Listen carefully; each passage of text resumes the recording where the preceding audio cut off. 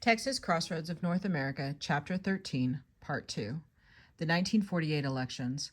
The 1948 elections sharply delineated the kind of liberal conservative conflict that Key described both on the national and state levels. The presidential race pitted President Harry S. Truman against New York Republican Governor Thomas E. Dewey, and the U.S. Senate race featured former Governor Coke Stevenson and Representative Lyndon B. Johnson. A comparison of the gubernatorial contest between Jester and 7 other candidates was a mere sideshow, with Jester winning without a runoff. Truman inherited all the anti-New Deal sentiment that had built up in Texas when he succeeded Roosevelt in 1945. Many of the conservatives who had called themselves the Texas Regulars organized around Senator W. Lee O'Daniel and Representative Martin Dies, and campaigned against Roosevelt, now joined with the Dixiecrats, a short-lived political party that nominated Strom Thurmond of South Carolina to challenge Truman for presidency. They opposed Truman on the basis of his continuation of New Deal policies, his foreign policy, and specifically his civil rights initiatives of 1947 and 1948.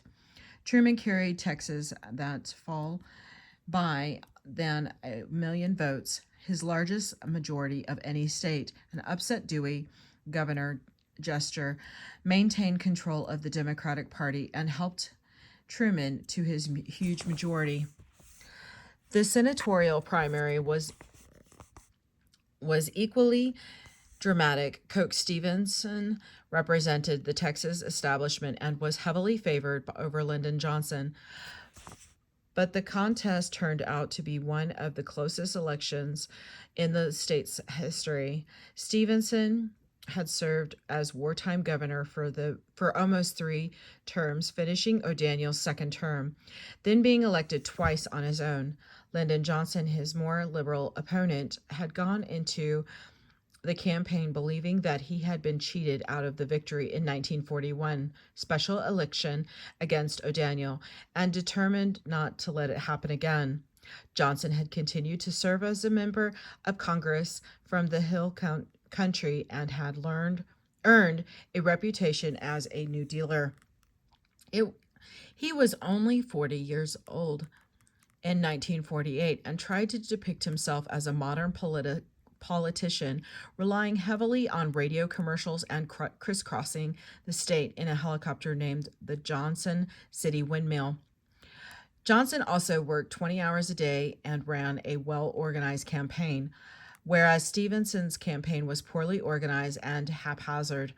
Johnson contrasted what he depicted as Stevenson's old-fashioned conservative anti-government views with his own stance as a responsible official who was attentive to his constituents. Campaign manager John Connolly, a future Texas governor, had his advance team in each town ahead of Johnson to prepare for the brief visit. The helicopter brought out the crowds, enabling the cities in 17 days. He portrayed the 60-year-old Stevenson as old-fashioned and out of touch. He expected to win in the first primary, but finished more than 71,000 votes behind the better-known Stevenson, the third candidate in the race. Houston attorney George Petty got enough votes to force a runoff, saving Johnson from defeat. Stevenson's runoff campaign was even more disorganized than the primary, and he soon made his biggest blunder of the election. A special session of Congress provided the occasion. The governor had announced that he would visit Washington, D.C. to talk with federal officials and foreign policy experts, undoubtedly an attempt to discount any advantage that Johnson might have in the runoff because of his experience and wide acquaintance in the nation's capital.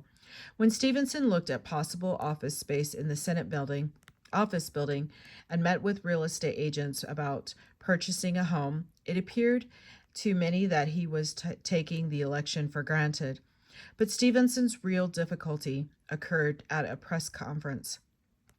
Governor Stevenson tried to take advantage of Johnson's earlier efforts to protect his right flank. As a young congressman, Johnson had demonstrated his conservative credentials by supporting the Taft-Hartley Act, which reaffirmed workers' rights to join unions, bargain collectively, and strike, but prohibited closed shops, permitted states to pass right work laws, and enabled the president to get court-ordered injunction for an 80-day cooling-off period before unions could close down an entire industry. As a result, the Texas AFL had endorsed Stevenson despite his Antinuan record, and Stevenson had refused to take a position on Taft-Hartley during the primary. If he had opposed it, he would have lost his conservative backers, and if he had favored it, he would have lost the supporters of the AFL. So Johnson suggested that one of the reporters ask Stevenson to explain his position on the Taft-Hartley Act. At first, Stevenson refused to answer, saying that his comments had already been published. When the reporter persisted, Stevenson replied, "All my notes and papers are back in Texas. I am facing these questions without any material," unquote. The syndicated columnist Drew Pearson, a friend of Johnson's, was unmerciful the next day, writing that Stevenson evaded more issues and dodged more questions than any recent performer in a city for a question dodging. The Johnson team spread thousands of copies of the column across the state as the runoff approached, and Silent Coke's refusal to take a stand became the theme of the Johnson's runoff campaign. An episode 6 years earlier provided insight into Stephen's silence regarding matters of race. An African American man had been lynched in Texarkana, Texas, on the specious charge of allegedly having raped a white woman. The white male vigilante group who murdered him also brutalized his body, dragging it through the streets before hanging him from a winch at a cotton gin. When asked by the press, Stevenson made no comment, but privately he is recorded as saying, quote, "Well, you know, these Negroes sometimes do those kinds of things that provide whites to such action," unquote. Stevenson's views of Mexican Americans were no more enlightened, and he was also an isolationist and international affairs, known for his criticism of the Marshall Plan, the important post-war initiative for rebuilding Europe. Such views caused Texas liberal J. Frank Dobie to remark, "Coke Stevenson knows as much about foreign policy as a hog knows about Sunday," unquote. Johnson won in a very close election, but Stevenson did not concede immediately. Rather than call for a statewide recount, which might have confirmed Johnson's victory, Stevenson felt that he could find evidence in the Boss-ruled counties of South Texas that Johnson's supporters had stuffed the ballot box and that he could have those votes disqualified. He went to Alice, Texas, with longtime friend and ex-Texas Ranger Frank Hamer, who had tracked down Bonnie and Clyde, to investigate the matter of Box 13 in Jim Wells County, which had reported the additional 200 votes for Johnson a week after the election. They found their evidence. The last 200 names on the voting list were written in the same hand, but a different hand from the rest of the list, in a different color ink than the rest of the list, and in alphabetical order. Stevenson's attorneys even took depositions from several people whose names were on the list, but who said that they had not voted. Stevenson took his evidence directly to the state Democratic Election Committee, which upheld Johnson's victory by a vote of 29 to 28. Then the fistfights punctuating the meeting, and a delegate who suffered a heart attack in the hotel lobby, assigning his proxy to a Johnson supporter before being taken to the hospital. The state convention confirmed the committee's decision. Stevenson's challenged the election in the U.S. District Court. He got a temporary restraining order from an anti-New Deal judge who blocked Johnson's name from being placed on the general election ballot, with Abe Fortas, whom Johnson later appointed to the Supreme Court, planning the strategy. The Johnson forces convinced Supreme Court Justice Hugo Black to set the order aside. The full court later affirmed Black's ruling, and Johnson went on to win the general election. Stevenson, still unwilling to give up, contacted several Republican senators in an effort to have the Senate refuse to seat Johnson. But the Democrats won control of the Senate that fall, and Johnson had enough friends among them that no challenge would have been successful. Johnson realized that he entered the Senate with the reputation of a wheeler dealer and a cloud of alleged illegality hanging over his head, and he gave himself a nickname based on the event. In a radio speech, he jokingly referred to himself as a landslide Lyndon because of his 87 vote runoff victory, and it stuck. Johnson's first committee assignments were armed services and interstate and foreign commerce, which permitted him to push more for more military bases in Texas and to shape legislation that affected the oil and natural gas business. He soon had a hand in legislation that helped to build more houses around military bases, subsided the tin smelting business in Texas City, loaned money to the Lone Star Steel plant in Northeast Texas, and sold surplus war equipment to the University of Texas for use in government contracted research. Such results turned more than a few recalcitrant and hardened Againers into "I told you so" supporters, unquote, according to one business leader. Modernizing Texas.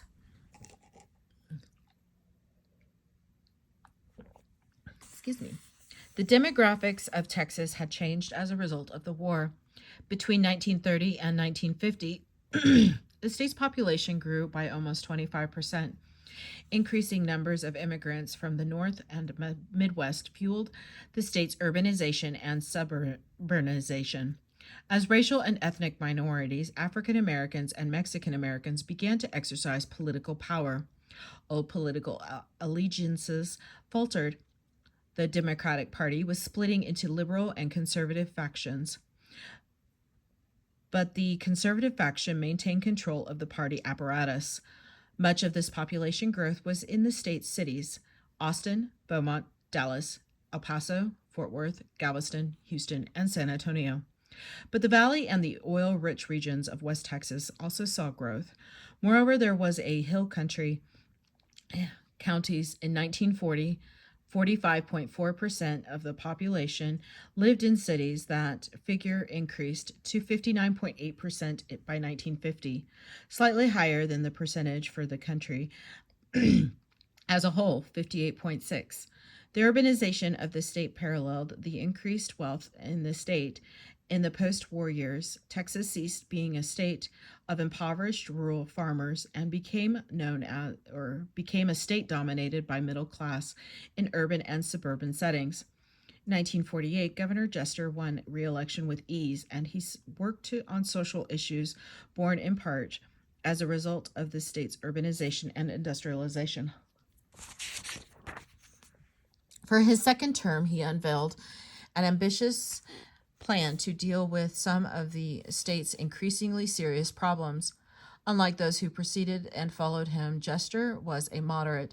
Working with the legislature, he initiated an anti-lynching law and prison reforms and sought appropriations for the elderly and the state's health services. They reformed the state's educational institutions, providing more money for more higher education and establishing Lamar University in Beaumont. His support for a state anti-lynching law, with his call for a state constitutional amendment, to eliminate the poll tax provides evidence of his moderate views on civil rights. He realized change was necessary, but he did not want that change coming from federal government.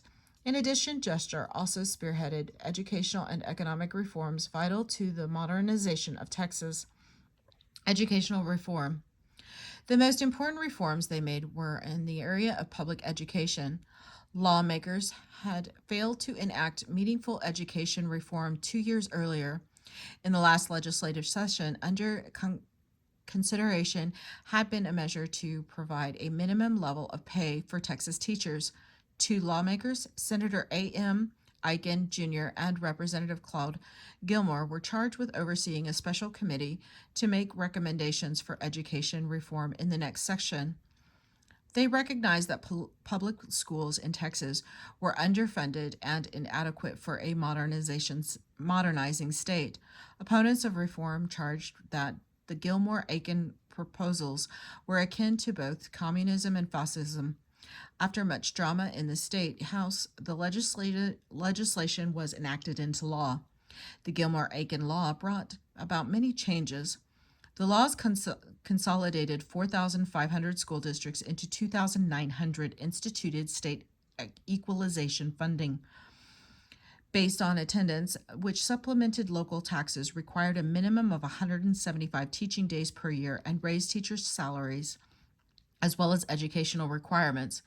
Finally, the appointed 9-member State Board of Education and the elected State Superintendent of Public Instruction became an elected 21-member board with the power to appoint a Commissioner of Education. Subject to confirmation by the Texas Senate and a new agency, the State Department of Education, now the Texas Education Agency, was created to support the board and the commissioner. An equally influential educational co-curricular development occurred in the post-war years, and that was the increasing importance given to high school football in Texas popular culture.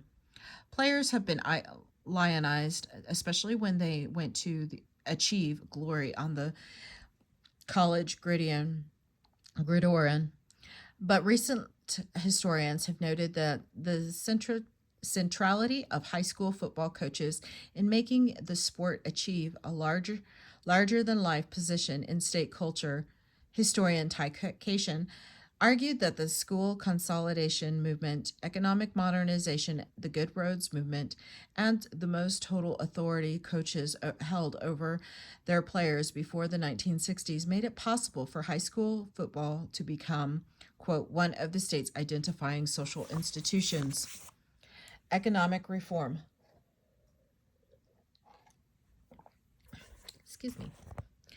Texans also created the infrastructure necessary to support economic development. During this period, the state legislature passed the Colson-Briscoe Act of 1949. One of the sponsors, Dolph Briscoe, would later be elected governor, which included appropriations of $15 million a year from the Omnibus Tax Clearance Fund for construction of farm-to-market roads. The Highway Commission had authorized construction of 7,500 miles of rural roads funded equally by the state and federal government in 1945. This proved to be a popular program, and the legislature increased the appropriation in 1962 so that a minimum of $23 million would be spent each year.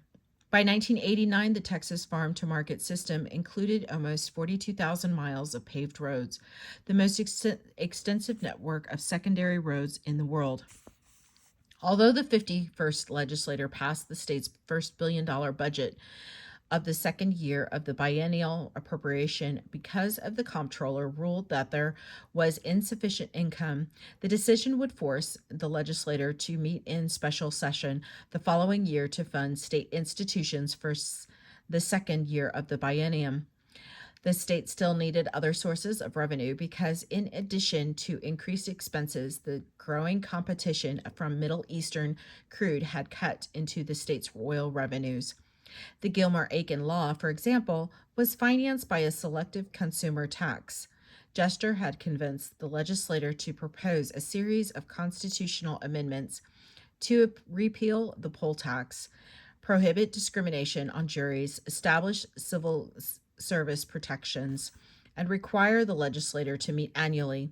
But before he could pursue these proposals, he died of a heart attack on July 11th. Shortly after the session ended, Lieutenant Governor Alan Shivers succeeded him, and that fall, the voters rejected all of the proposed amendments. In one isolated public arena, the state governor began a process that shaped one key factor of the state's economy. For the remainder of the century, during 1940s and early 1950s, a collaborative effort of Texas politicians, Houston philanthropists, and the state's university and medical community began to see results for a massive modernization of medical facilities, research, and training. In the early 1940s, trustees for the MD Anderson Foundation conceived of the construction of a major medical research and treatment facility in Houston, what is now the Texas Medical Center. Achieving success for the enterprise required tremendous political skill. The private medical community in the area was more than a little suspicious of the state-funded hospitals being constructed in the medical center area. Moreover, the addition of the federal buildings to the endeavor after the passage of the Hill-Burton Act by the U.S. Congress in 1946 added to the taint. The legislation provided federal funding for hospital construction in the states. Legislative efforts to secure state funding for construction in the medical center proved fruitful in 1949 and 1950, ensuring the success of the fledgling exercise. Two of the first facilities to be planned were the University of Texas Hospital for the cancer research, now the MD Anderson Center, and the Baylor University College of Medicine, now Baylor College of Medicine. These and other 6 other medical facilities were built on 134 acres of city-owned land near the Hermann Hospital, now Memorial Hermann. Expansions to the complex have continued, and since 1960, over a dozen more major facilities have been constructed. By the turn of the century, the Texas Medical Center was the largest in the world, consuming almost 700 acres, multiple medical schools, colleges of nursing, university systems, and hospitals. Moreover, it had earned an international reputation for excellence, challenging the racial and ethnic status quo. Questions about segregation and civil rights increasingly became an issue for lawmakers and statewide officials above and beyond other policy programs. The state's Attorney General, Price Daniel, wanted to maintain the Jim Crow status quo, but Governor Jester realized that some form of civil rights reform would soon be required. His goal was making sure the state and not the federal government controlled the process. Most white officials of the state government focused on the question of African American challenges to segregation, but in Texas, the problem was more complicated, with Mexican Americans also challenging discrimination in the court system. Because Mexican Americans achieved some early victories, the case became models for African American attorney Thurgood Marshall, working for the NAACP. The Mexican American Civil Rights Movement. Mexican Americans defended their rights in several notable federal court cases, but as historian Neil Foley has argued, a Mexican-American tendency to construct a Caucasian racial identity from the 1930s through the 1950s complicated and in some ways compromised what at first appeared to be a promising start to interracial cooperation. Unquote, racial identity, according to Foley, was not the extent of whiteness, unquote, a concept that historians have evaluated in the past, educational opportunities and career advancement more obtainable, while native-born whites discriminated against immigrant groups by assigning them a non-white status. Immigrants also claimed a white identity to secure equal treatment, and opportunity. Early Mexican American civil rights organizations, the League of United Latin American Citizens, LULAC, and the American GI Forum, were both founded in Texas. Their primary objective was to claim whiteness and U.S. citizenship. Official documents for the two organizations make no mention of the word Mexican, referring instead to be called Latin American. Starting in the 1930s, these and other organizations began challenging educational segregation against Mexican Americans. Their methods for doing so differed sharply from the NAACP strategy of emphasizing the unequal nature of the separate but equal doctrine as practiced in the South. Instead, Mexican Americans in the West contended that any segregation against them was wrong, arguing whites could not be segregated by other whites as far back as 1930. The courts had readily ended educational segregation of Mexican Americans. When a case could be made, the discrimination was constructed for racial reasons. Delgado versus Bastrop ISD, 1948, prosecuted by LULAC and the American GI Forum of Texas, forced local school districts to cease de facto segregation, whereby specific buildings on school campuses were designated for Mexican heritage children only. The argument, though, was not that segregation itself was wrong in democracy, a free people, but that the use of quote, language handicap to segregate did not make a pedagogical sense. Never, though, in their shared efforts to obliterate educational segregation, did African American and Mexican American activists find a consistent common cause. The educator and activist George I. Sanchez made a statement that hints at why, quote, let us keep in mind that the Mexican American can easily become frontline defense of the civil liberties of ethnic minorities. The racial, cultural, and historical involvements in his case embrace those of all other minority groups. Yet God bless the law, he is white. So the Mexican American can be the wedge for broadening of civil liberties for others who are not so fortunate as to be white and Christian. Mexican Americans in other ways worked for equality. World War II veteran Dr. Hector Garcia had organized the American GI Forum in 1948 to help Mexican American veterans get the benefits due them under the GI Bill of Rights of 1944, but quickly began to address other concerns. One such concern was the refusal of a Three Rivers funeral home director to permit the use of his chapel for the funeral service of Felix Longoria, an American soldier who was killed in the Philippines during the last days of World War II, but whose body had just been recovered. Longoria had won the Bronze Star, Service Star, the Purple Heart, a Good Conduct Medal, and a Combat Infantryman's Badge for his service in the Philippines. The funeral home director explained his decision, saying, quote, the whites would not like it, unquote. With Garcia at her side, Beatrice Longoria, Felix's widow, spoke out publicly during the 3-month period it took to get her husband a proper burial. Naturally a shy woman, she confronted her own personality as well as the gendered expectation for South Texas women when she demanded justice.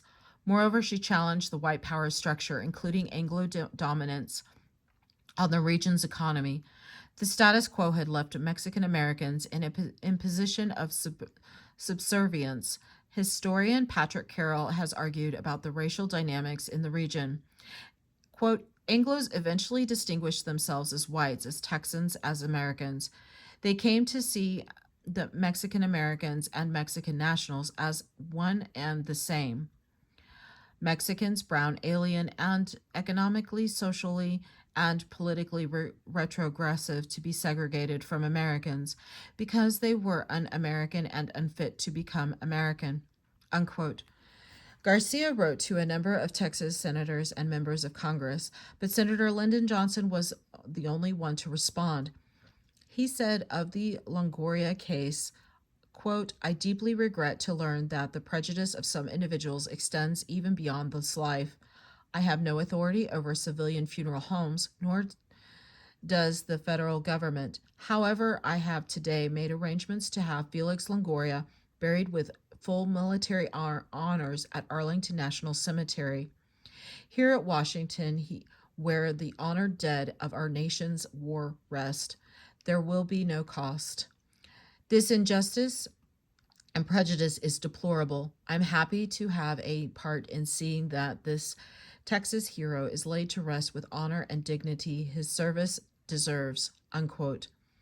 He arranged for Longoria to be buried in Arlington National Cemetery in 1949 with full military honors. While not most egregious form of discrimination against Mexican Americans, this episode nonetheless galvanized the community and drew the attention of people as far away as Argentina. The African American Civil Rights Movement.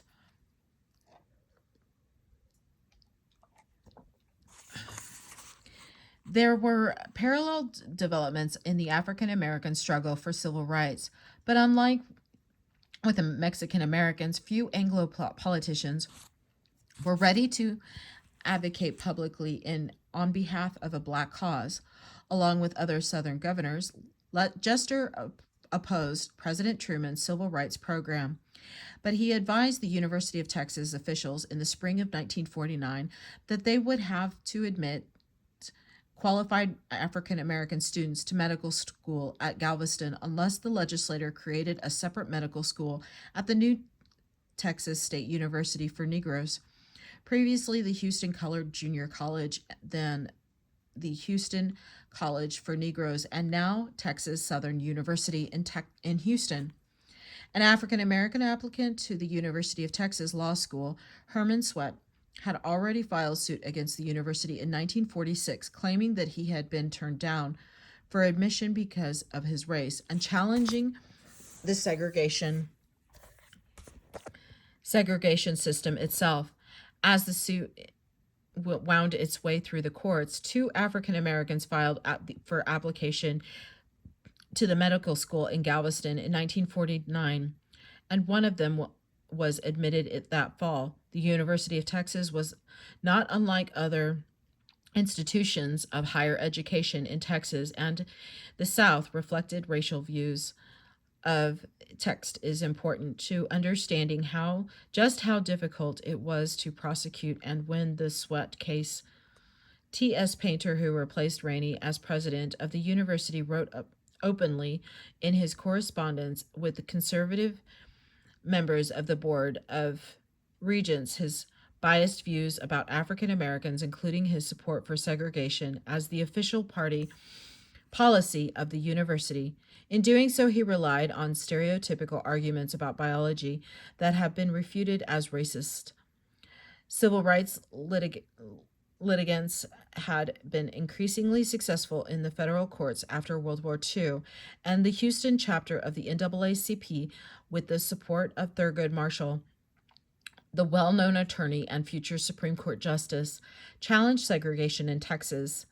Sweat, a graduate of Wiley College in Marshall and a former medical student at the University of Michigan, now a postal employee and civil rights advocate in Houston, had become interested in law and applied to the University of Texas Law School in 1946. Marshall successfully sued the university in the U.S. Supreme Court, Sweat versus Painter, winning a major decision in 1950. Shivers led the segregationist forces, and the state attempted to resolve the dilemma by creating a law school for African Americans as part of the Texas State University for Negroes, but the court held the new school did not meet the separate but equal provision required by the 1896 Plessy versus Ferguson case and ruled that the university had to admit him. The decision, however, did not apply to undergraduate or primary and secondary education. For 4 years after this Sweat case, another important civil rights case from Texas was heard in the U.S. Supreme Court.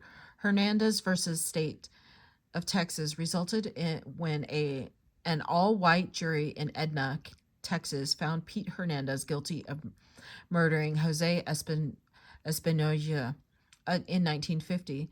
Civil rights attorneys with the American GI Forum and the League of United Latin American Citizens appealed the verdict to the Supreme Court, arguing that Hernandez's 14th Amendment rights had been violated.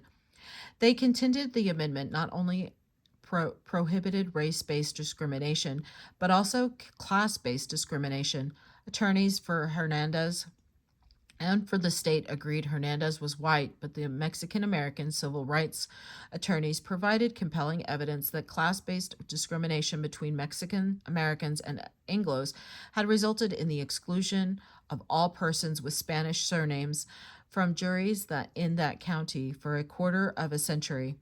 A unanimous court ruled in favor of Hernandez because Mexican-American civil rights attorneys were using a very different strategy than African-American civil rights attorneys. This case did not have much bearing on the status of blacks in Texas. It does suggest a very complicated nature of race and ethnicity in Texas, though. The conservatives take charge. Allen Shivers had begun his political career as a pro-labor member of the legislature from Jefferson County. Like Jester, he graduated from the University of Texas, where he had been president of the student body. He earned the respect of his colleagues while in the legislature and emerged as a leader. In 1937, he married Maralise Sherry, daughter of a wealthy Rio Grande Valley developer, John H. Shary, who was called the father of Texas citrus industry. After service in the Army during World War II, he returned to Texas in 1946 and was elected lieutenant governor and re-elected in 1948. He instituted changes that brought considerable power to the office, enabling him to become the first lieutenant governor to influence and shape the state's legislative agenda by controlling Senate committee appointments. Although he was considered a moderate, Shivers pursued a more conservative course on social and economic issues after election to statewide office. Shivers was one of the ablest chief executives in the state histories in preparation for a special session of the legislature. Shivers called a number of lobbyists and business leaders to the governor's mansion to convince them of the need for new taxes, and then called for a special sessions of the legislature for January 1950 to address the matter in his speech before that session, but still exhibited some of his early liberal ideals. He also instituted administrative changes that, ironically, because he is generally known as one of the stronger chief executives, weakened the power of the governor, but improved efficiency. He created the Legislative Council to research and draft bills and the Legislative Budget Board with the Lieutenant Governor and Speak of the House as chair and vice chair to prepare the annual budget. Previously, each agency had submitted a memorandum to the governor, who determined what to recommend to the legislator. The reform continued during the 1951 legislative session. Shivers asked the legislator for more money for roads, prisons, schools, and the mentally ill. He supported safety inspections for automobiles and the liability insurance for motorists, with the intent that motorists must prove that they had sufficient resources to cover any accident that might cause. The legislator also passed the first redistricting bill in 30 years, which began a long process of transferring power from the rural areas with diminishing population to the growing urban areas. As Shivers expanded his political power, he began to express his conservative views more clearly. Early in 1951, he supported a measure that permitted candidates for public office to cross file. That is, they could file in both the Democratic and the Republican primaries. Such an approach to electoral politics gave conservative Democrats a decided edge. They benefited from votes within the factionalized Democratic Party, but also from votes of newcomers to Texas more comfortable with the nascent Republican Party, a voting tradition that many post-war migrants to Texas brought with them. The Northeast and Midwest liberals objected to some of the more conservative anti-labor legislation that Shivers had supported during the last session, and they finally broke with him because of the Tidelands issues. He decided to support the Republican candidate Dwight D. Eisenhower in the 1952 presidential election. Given Shivers' politicking for the Republicans, the factionalized Democratic Party did not heal its wounds in 1952. In what V.O. Key would have considered a prime example of the rising class conflict, Shivers won control of the executive committee of the state Democratic Party that year and purged the more liberal members. The Liberals then formed a splinter group, the Democrats of Texas, and they coalesced around Ralph Yarborough. Frank Randolph, a wealthy Houston woman, was one important component to the Liberals' efforts as she funded the Texas Observer, a journal of political news told from a liberal perspective. Moreover, the Liberals developed increased skepticism for moderate pragmatists like Johnson and Rayburn, who faced increased difficulty navigating the shoals of their home state party from Washington, D.C. The consequence was even more factionalized party with a greater level of mistrust between the liberals and the conservatives. Instead of settling matters, the fights in 1952 only expanded the intra-party animosity. The early Republicans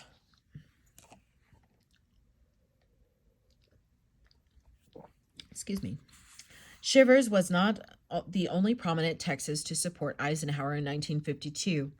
One woman who epitomized post-war women's political activism was Ovetta Culp, Hobby, wife of the former governor Will Hobby, who had been the head of the Women's Interest Section in the Army during the war, and then became the first commander of the Women's Army Corps.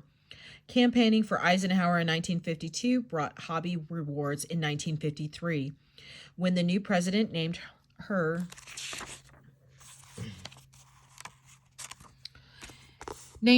his cabinet as the first Secretary of Health, Education, and Welfare.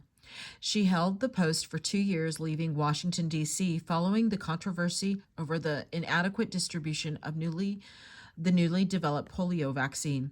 Hobby had the responsibility for approving all new biologics under a category under the vaccine fell, but she opposed government involvement in healthcare. The vaccine crisis prompted the federal government to take a greater role in regulating vaccine distribution. When Hobby returned to Houston in 1955, she assumed her position as president and editor of the Houston Post, and in 1956 became chair of the board of directors of the newly organized Bank of Texas. She was one of the most powerful people in Houston. In retrospect, the 1952 election marked the beginning of an increasingly harsh rhetoric between liberal and conservative forces that signified deeper change in the state's politics, change the V.O. Key had predicted, and that would continue until most of the conservatives had joined the Republican Party. The Tidelands and the oil industry in Texas.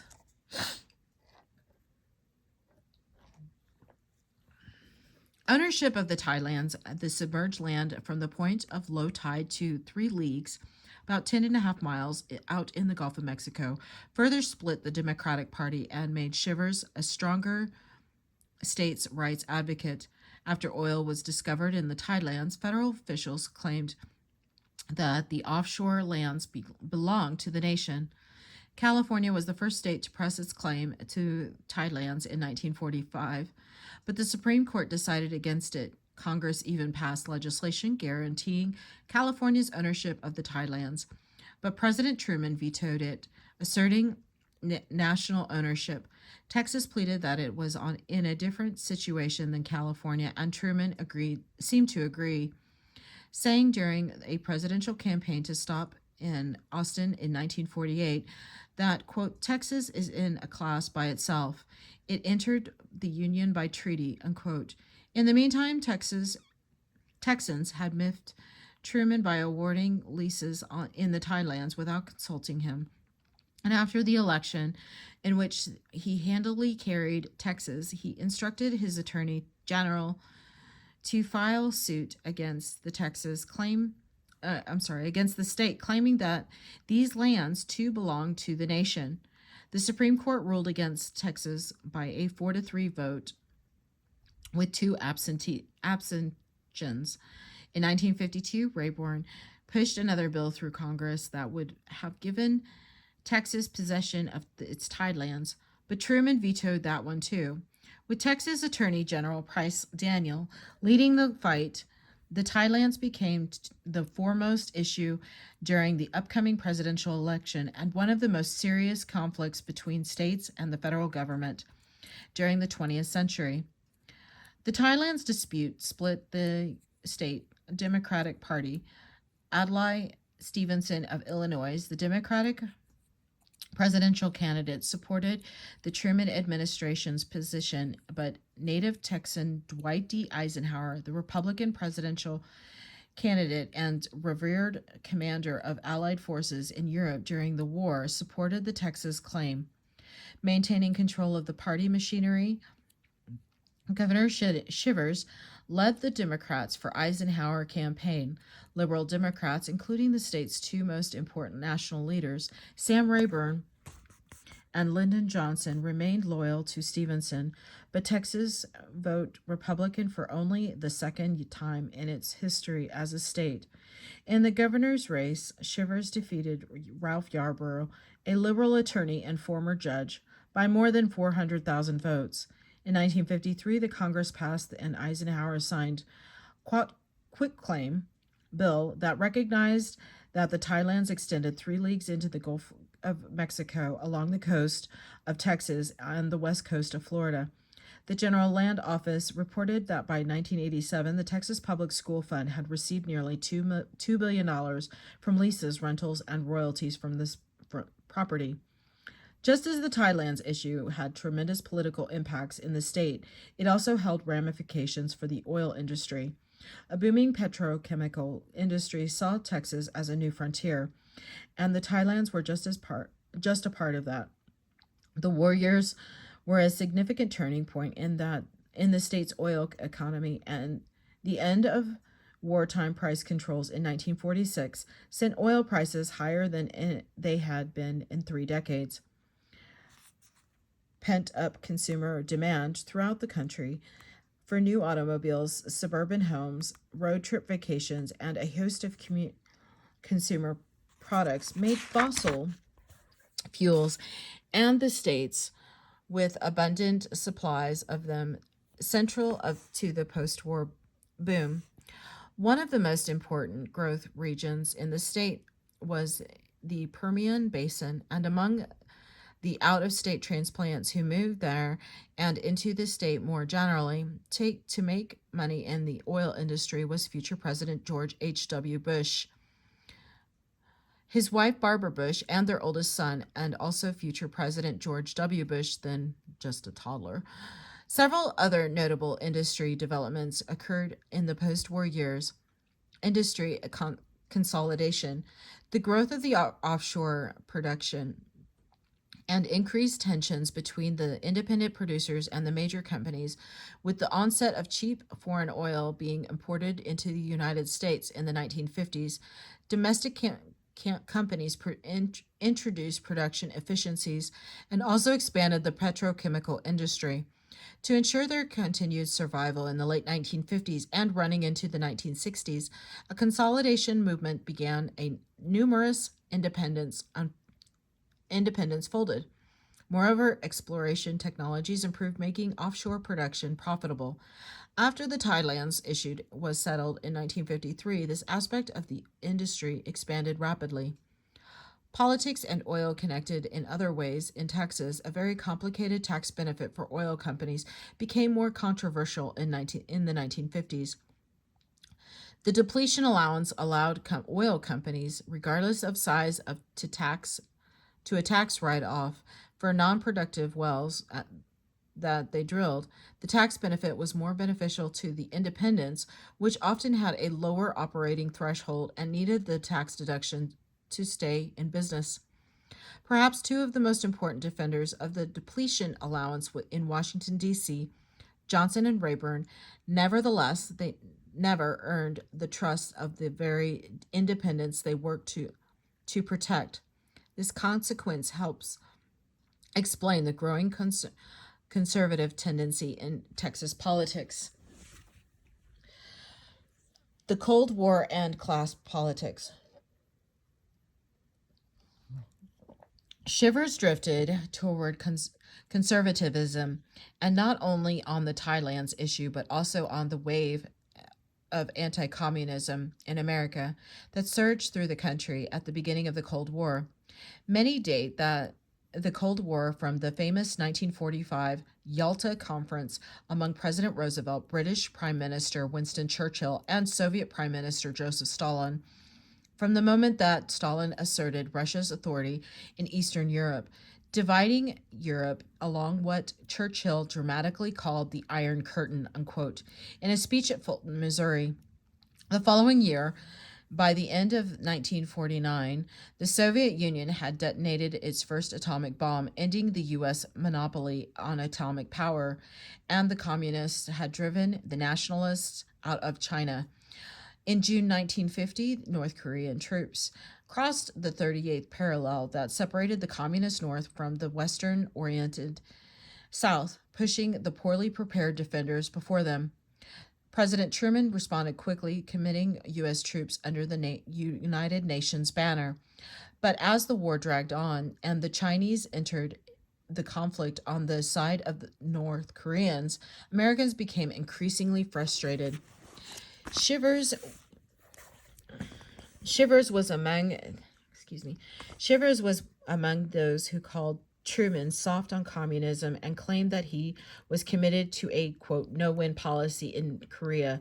Many Americans began to worry about the spread of communism as the Soviet Union began to establish puppet regimes in Eastern Europe. The quote, Red Scare or McCarthyism of the 1950s was partly a result of the undocumented charges by Wisconsin Senator Joseph McCarthy that Communist Party members had infiltrated the government, especially the State Department. But Martin Dees of Texas, who became the first chair of the special committee, of un-American activities in 1938, practiced his own brand of anti-communism. Moreover, a Texas Senate committee established in 1941 for the purpose of ferreting out communists hunted for Reds, unquote, at the state level. Many political figures also mixed red baiting with race baiting. Key would have recognized it as Cold War's variation on a theme. Dee's anti-communism was actually a thinly veiled attack on New Deal liberalism, especially the labor laws that protected union organizing and collective bargaining. And Dees himself was not uncomfortable with extremely conservative viewpoints. He also merged the politics of race and gender with his anti-communism, accepting arguments that young white girls, unquote, were using sex to play up Negroes by sleeping with them if necessary in order to bring them into the movement, unquote. Dee's closet colleagues called him Der Fuhrer.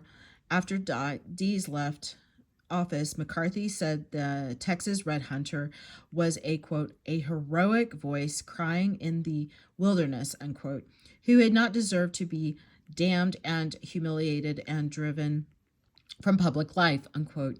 Dees piloted many of the phrases more commonly associated with McCarthy during his World War II era tenure as chair of the Committee on Un-American Activities, including "I have here in my hand," unquote, and indicating possession of reliable evidence that nonetheless that could not be disclosed. Democratic insiders in Congress did not realize the damage Dees could do, instead believing the committee was relatively safe place to put him so that he could not make trouble for the war effort. The decision helped make possible the even more venal post-war scare, for Dees provided much of the language and the tactics of interchanging innuendo and fact-drawing names of suspected communists from letterheads and mailing lists, and requiring those charges to name other names. His East Texas district included a sizable unionized working-class population, and according to one journalist who covered congressional politics, the CIO fought Dees from hell to breakfast, and undoubtedly did him some considerable harm. Between the labor organization and the Texas demagogue, there is a deep bond of mutual hate, disrespect, and disgust, unquote. Yet many Texas supporters, Senator McCarthy, including Houston oilman Hugh Roy Collin and Just H. Jones, publisher of the Houston Chronicle. Collin even invited the Wisconsin senator to speak at the San Jacinto Day ceremonies in Houston in 1954. By the spring of 1951, chapters of the Minutewomen of the U.S., whose goals were to fight communism in government and education and ensure that schools and colleagues taught American heritage, had formed in Houston, Dallas, San Antonio, and Wichita Falls. Members came from the wealthy and upper classes. Other issues that the Minutewomen advocated included support for segregation, opposition to national health care, and support for the oil industry. The Houston chapter was the most active, using a mixture of organizational tactics, including appointed leaders, no formal bylaws, and telephone trees to call meetings. The Minutewomen practiced a newer form of grassroots political activism consistent with the tactics of other conservative organizations from the era. Among other things, the Minutewomen forced the Houston school superintendent out of office. As historian Don E. Carrollton has noted, quote, the Red Scare in Texas was the product of a complex mechanism of legitimation that gave a small fringe group of extremists credibility. Central to the local causes of Houston's Red Scare was the fact that the city was in a period of transition as a result of significant economic, demographic, and cultural changes stemming from World War II, unquote. Largely on the strength of political activity among the Minutewomen, Dees returned to the U.S. Congress in 1953, holding on an at-large seat for the entire state. Dees' poor relations with the Democratic Party, however, left him without influence in the nation's capital. Not even the House Committee on Un-American Activities welcomed Dees back to Washington. Leaders of the committee believed Dees had hindered the anti-communism movement. Instead, the Minutewomen worked with U.S. Senator Price Daniel, who was happy to accommodate the movement. Dees' fate in his second political act suggests there was a chasm between the electoral abilities of the Minutewomen and other right-wing groups and the potential for their candidates to succeed. Indeed, the group was much more effective at tainting public individuals than it was an achieving policy change from the inside of the political process. The legislature required loyalty oaths of all public employees, but the crusade to get communists out of the public schools resulted in only one dismal out of more than 65,000 employees.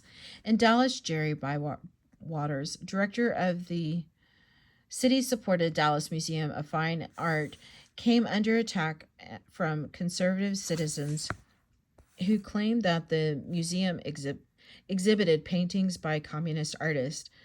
Although some citizens have been concerned about the Spanish artist Pablo Picasso's communist sympathies, later research, ironically, that the accusations originated with a group of realist artists who probably felt threatened by the modernist and abstract works that the museum was exhibiting rather than by the artist's political sympathies.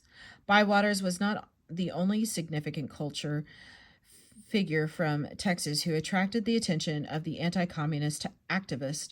Texas-born folklorist Henry Folk also became a victim of the post-war Red Hunt.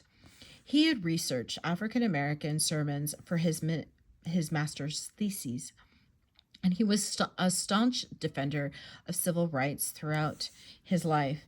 A gifted storyteller, Folk ultimately made his career on the radio. His program, the John Henry Folk Show, mixed politics with humor and music, and he regularly incorporated Western Texas folk themes. Working in radio in New York City in the 1950s, Folk helped wrest control of the Union for Entertainers away from an entirely entity that aided McCarthy's investigations. His reward was to be blacklisted. He brought suit and in 1962 won the largest civil court libel judgment recorded at that time in history, $3.5 million. The award was reduced to $500,000 by an appeals court. Falk's victory likely would have been possible in the 1950s, showing just how powerful anti-communism was immediately after World War II, and how it subsided as a force in the next decade. The real problem was that the Red Scare, unquote, and the Cold War combined with social changes such as urbanization and the expansion of civil rights to threaten the status quo, causing many citizens to identify these needed changes as also an American. The Texas response to the civil rights movement. Another issue that split the Democratic Party was integration. The decision that made racial segregation illegal was Brown versus Board of Education in 1954, which was far more sweeping in its effect than Sweatt's decision. In that decision, the court brushed aside the separate but equal argument and held that segregation of the public schools was unlawful because to separate children from others of similar age and qualifications solely because of their race generates a feeling of inferiority that may affect their hearts and minds in a way unlikely ever to be undone.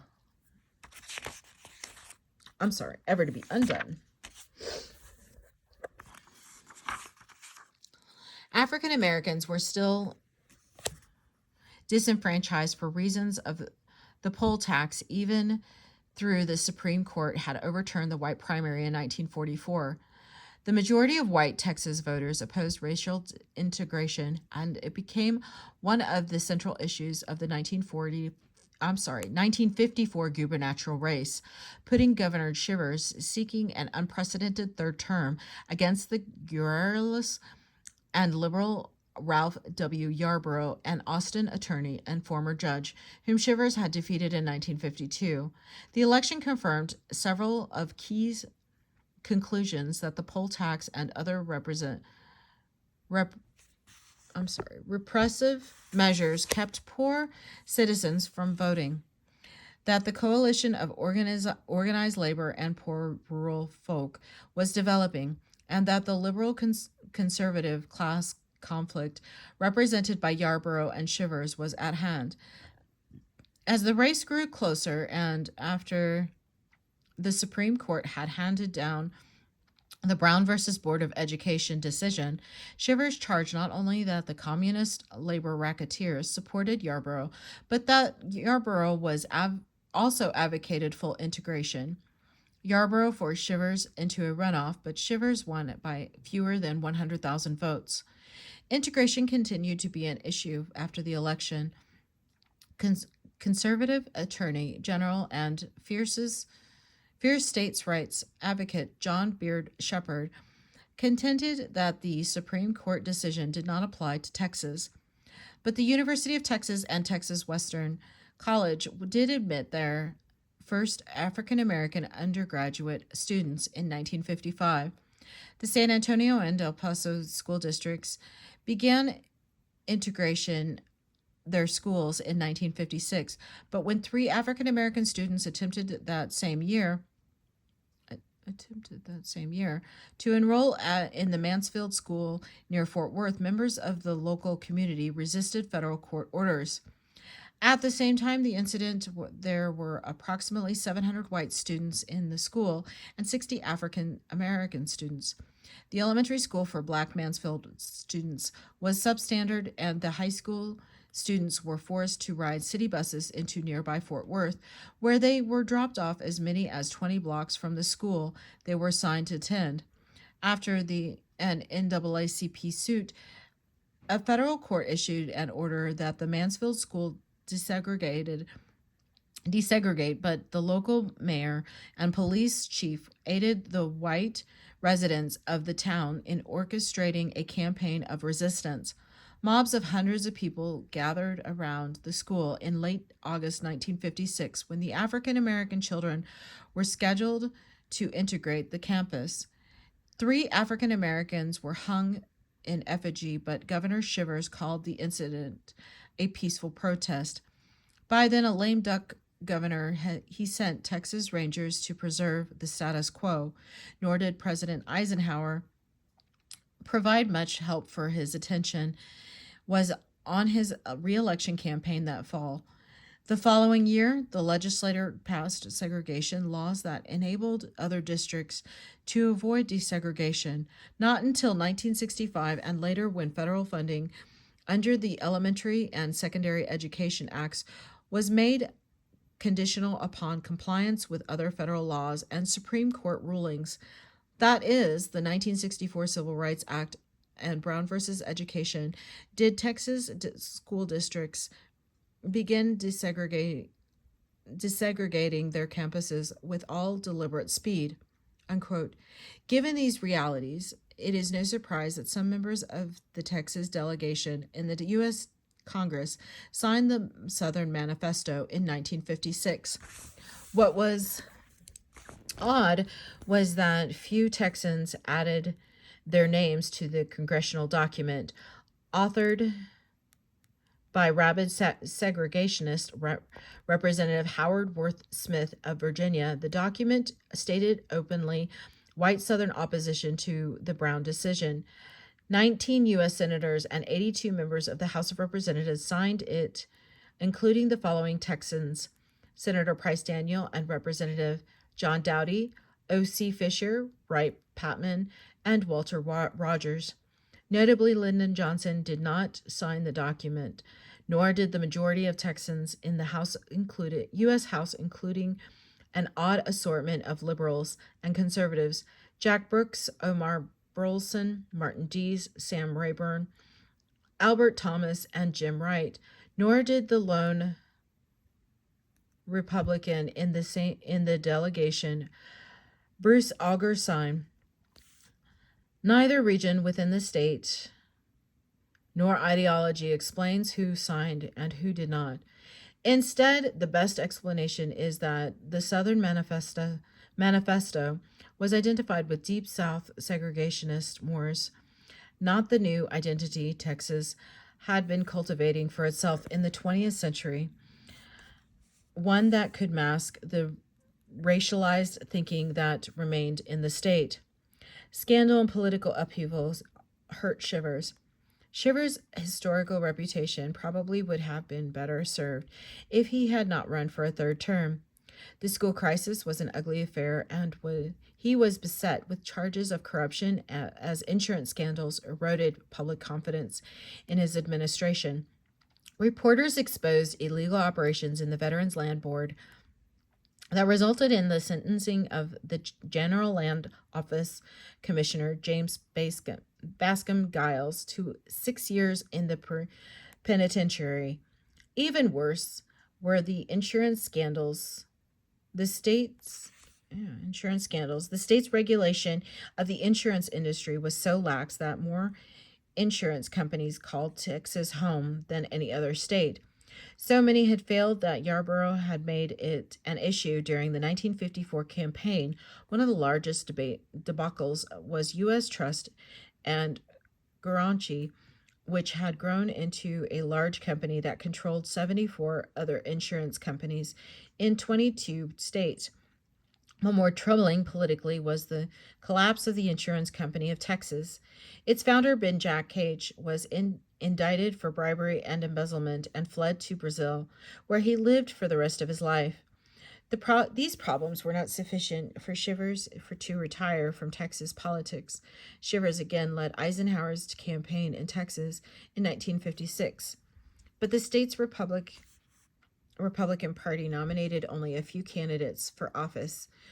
Realigning the state was a slow process, with most conservatives still identifying as Democrats and voting for the conservative candidates in that party cross-filing had been removed from the Texas election code in 1955. The liberal Yarborough made his third run for the governor's office, but lost to the more conservative Price Daniel, who had the support of Johnson and Rayburn, and who reassigned his U.S. Senate seat to become governor. Johnson, Rayburn, and Daniel formed a coalition with liberals to wrest control of the party machinery away from Shivers and the conservative establishment, and in the major liberal victory of the decade, Yarborough won the open senatorial seat with only 38% of the vote in a winner-take-all special election over 21 other candidates. Following his election to a third term, Shivers still faced the thorny problem of civil rights. Shivers appointed an advisory committee on segregation in the public schools with the specific instructions that they prevent forced integration. The committee presented a number of racist proposals to the legislature. In the debate, State Senator Henry B. Gonzalez of San Antonio, the lone Mexican American in the legislature, became a hero to liberals when he filibustered against the proposals. He had many supporters, but two of the bills eventually became law. One, local voters had to approve integration before state funds could be used for an integrated school. And two, any reason on a list of approved reasons could be legally used to prevent integration. Price Daniel, who succeeded Shivers as governor, signed the bills into law but made no effort to enforce them. Daniel had pledged to support local board of trustees in their decisions, implying his support of segregation. But the new Attorney General, Will Wilson, recognized that federal laws and Supreme Court decisions did apply to Texas, and segregation gradually came to an end in Texas over the next 2 decades. Governor Price Daniel. The most important issues facing Texas as Price Daniel took the governor's office were taxation and expansion of state services such as water. The worst drought in the history of the states occurred from 1949 to 1956. The school highways, care of the elderly, law enforcement, and prison reform. But the state's antiquated tax system creaked and groaned under the pressure, and little could be done without increased revenue. Daniel favored, quote, sin taxes, the example on tobacco and liquor, and business taxes, but after 2 special sessions in 1961, and despite his public objections, the legislature presented him with a 2% general sales tax, which he permitted to become law without his signature. The regressive nature of the tax was somewhat tempered by the exemption of food, drugs, clothing, farm supplies, and some other items, but the subsequent need for additional funds has since caused some of those items to be added to the tax list. Daniel ran for an unprecedented fourth term in 1962, but was defeated because much of the electorate blamed him for the new sales tax. Although Daniel would not be called a champion of civil rights, he seemed moderate in comparison to Shivers, and neither he nor Attorney General Wilson agreed with the position taken earlier by Shivers and Shepard. On the national scene, meanwhile, Johnson took a leading role in passing the 1957 Civil Rights Act, while Rayburn supported it behind the scenes so as not to offend voters in his home district. The act provided a civil rights commission, a civil rights division within the Justice Department, and a compromise voter rights section.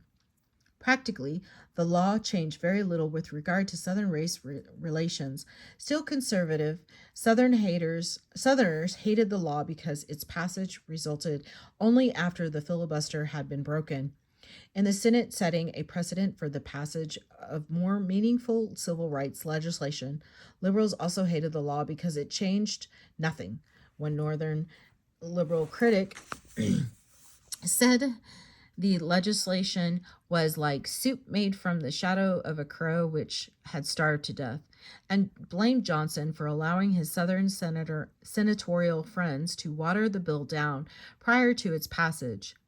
Johnson's support of the 1957 Civil Rights Act was based on his personal convictions as well as his belief that he needed a dramatic achievement to advance his national political aspirations. Texas society in 1950s. Like people in the rest of the country, Texans in the 1950s experienced modernization in ways beyond macroeconomics. Most notable was the rise of the consumer culture, which was linked to the star's increased prosperity and an urbanization. Increased consumption resulted in part from two otherwise distinct developments: construction of better roads and an expanding popular culture. Suburbanization proved the most important result of road construction, and Texans increasingly consumed with new popular culture through the medium of television. Large cities in the state opened television stations during these years, with the first in Fort Worth, WBAP, airing broadcasts in 1948. 2 years later, there were 6 stations in Texas, 3 in Dallas and Fort Worth, 2 in San Antonio, and 1 in Houston. Better roads. The press urbanization threat to leave agricultural and rural areas of the state behind, because Texas was, until the admission of Alaska in 1959, the largest state in the nation. Throughout the 1930s, rural Texans felt isolated from their neighbors and often had to drive for hours over unpaved roads to reach nearest market community. The state tackled the problem in 1949 with the passage of the Colson-Briscoe Act for construction of farm-to-market roads. The real push came during the decades of the 1950s. However, when the federal government took the lead in the construction of superhighways as a part of national interstate highway construction, a new road system was high on President Eisenhower's agenda when he took office. Ever since he had made a cross-country trip with an Army convoy in 1919, he had realized how badly the nation needed good roads. The trip from Washington, D.C. to San Francisco had taken 62 days, and the soldiers had encountered all kinds of difficulties caused by poor roads and extreme temperatures like most Americans. Eisenhower was impressed with the German autobahns and noted how much more rapidly American forces moved once they reached the good German roads. President Roosevelt and Congress had made several false starts on improving the roads during the 1930s, then postponed everything as the war effort consumed the country's attention and economic resources. Eisenhower began to work on the National System of Interstate and Defense Highway Act as early as 1954, and Congress approved it in 1956. The goal was to link every major population center with a modern high-speed expressway. The states had to finance the expensive roads, but the federal government reimbursed them for 90% of the cost. Texas was a major beneficiary of the system because of its size and geographical locations. By 2007, the state had over 3,000 miles of interstate highways, more than any other state.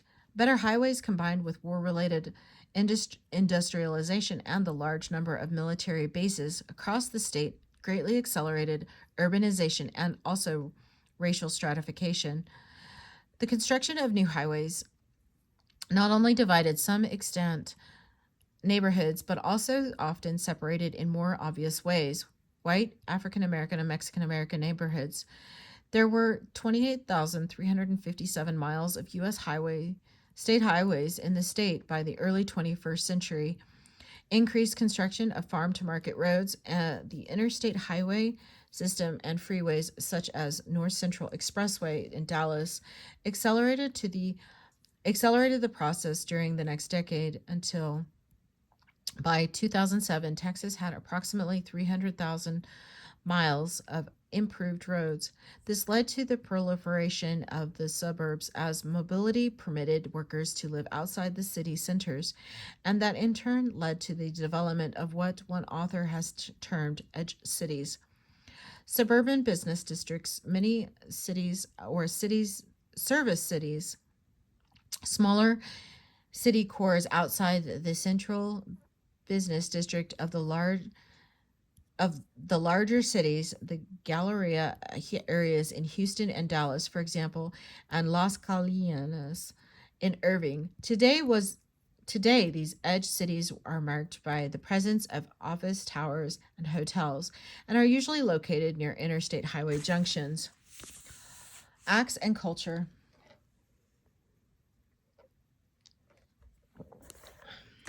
Excuse me. Post-war urbanization and economic expansion in Texas encouraged a cultural expansion. Music in Texas reflects the state's heterogeneous character. For years, German music could be heard in the beer halls and gardens of San Antonio, while just a few streets over in La Plaza del Zacata or Haymarket Square, Tejanos played music, Mexican folk, and popular music. Adopting the accordion from German musicians, Tejanos created a conjunto style, now popular through Texas and Mexico. Meanwhile, the folk music of the South combined with the cowboy style of Texas to create what became known as, quote, hillbilly music, which later evolved into the upscale country and western tunes. The first national country and western star may have been the singer Jimmie Rodgers, who moved to Caryville in 1929. A few years later, Bob Wills borrowed from such great jazzmen as Benny Goodman to create Western swing, unquote, and became popular as part of the band on W. Lee O'Daniel's radio program. Maurice Woodward Tex Ritter carved a niche for himself and other singing cowboys in what became known as Western music, unquote, and smoothed the way for the stars of the B-grade Western movies of the 1950s.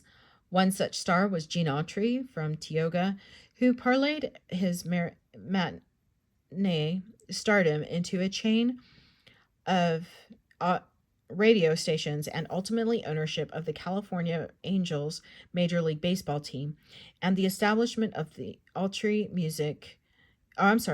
Museum of Western Heritage in Los Angeles.